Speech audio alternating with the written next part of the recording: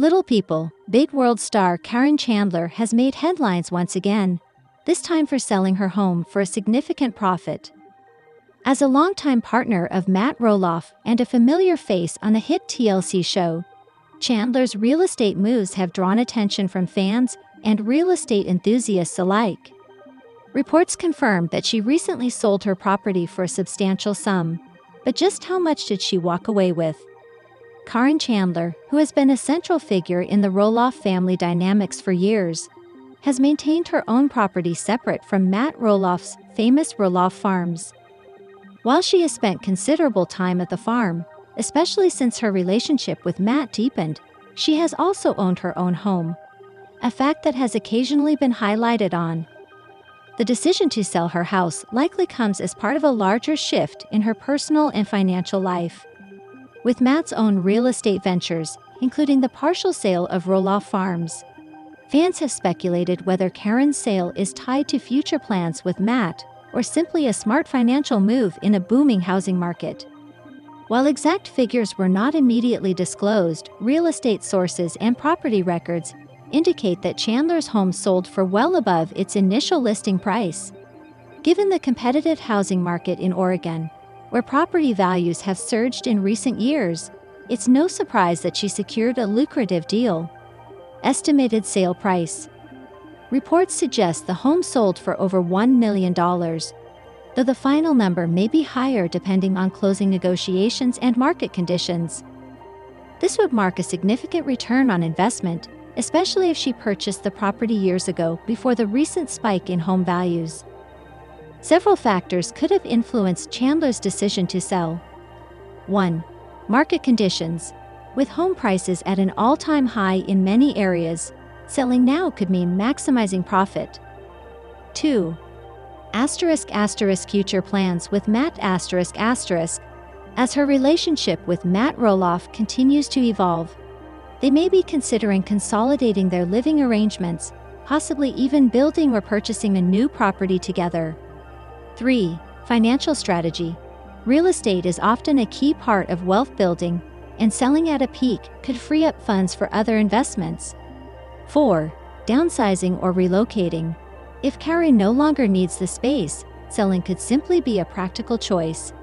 Fans of Little People, Big World have had mixed reactions to the news. Some speculate that this sale could hint at an upcoming wedding or more permanent living situation between Caryn and Matt.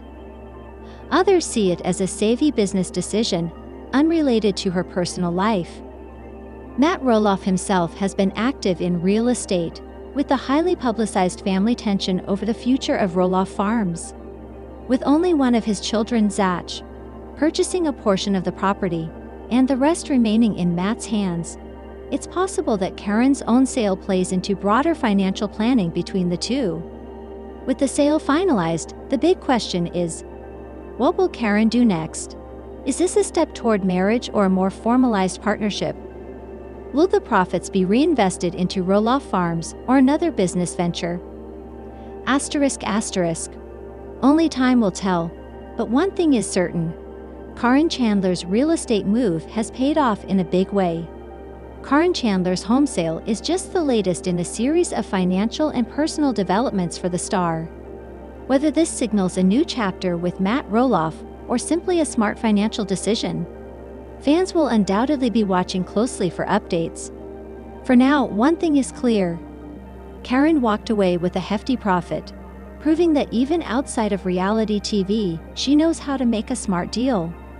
Stay tuned for more updates on Caryn Chandler, Matt Roloff, and the rest of the Little People, Big World family. Audrey Roloff, former star of Little People, Big World and co-author of A Love Letter Life, has long been a polarizing figure among fans.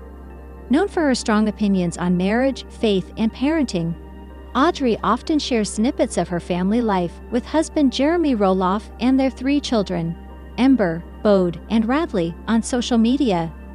But her latest posts have sparked intense backlash, with critics accusing her of promoting cruel and dangerous parenting methods that border on medical neglect. The firestorm started when Audrey shared a now-deleted Instagram story detailing her approach to treating one of her children's high fever. In the post, she explained that instead of using conventional fever-reducing medication like acetaminophen or ibuprofen, she relied solely on essential oils, hydration, and trusting the body's natural healing process. While she didn't outright condemn modern medicine, her tone suggested skepticism toward pharmaceutical interventions, a stance she's expressed before. Fans were quick to react, with many expressing concern over what they saw as reckless advice. "This is medical neglect," one commenter wrote. "Fevers can escalate quickly in young children. Essential oils aren't medicine." Others pointed out that while mild fevers can sometimes be managed at home, high or prolonged fevers require medical attention to prevent complications like febrile seizures or dehydration. Audrey and Jeremy have been vocal about their use of essential oils through their business, *always more*, which promotes a natural lifestyle. While essential oils can have soothing properties, medical professionals have repeatedly warned that they are not substitutes for actual medical treatment, especially in cases involving children. Dr. Rebecca Carter, a pediatrician, weighed in on the debate in an interview with "While it's true that not every fever requires medication, dismissing modern medicine entirely can be dangerous. High fevers in children under 5 can lead to serious complications.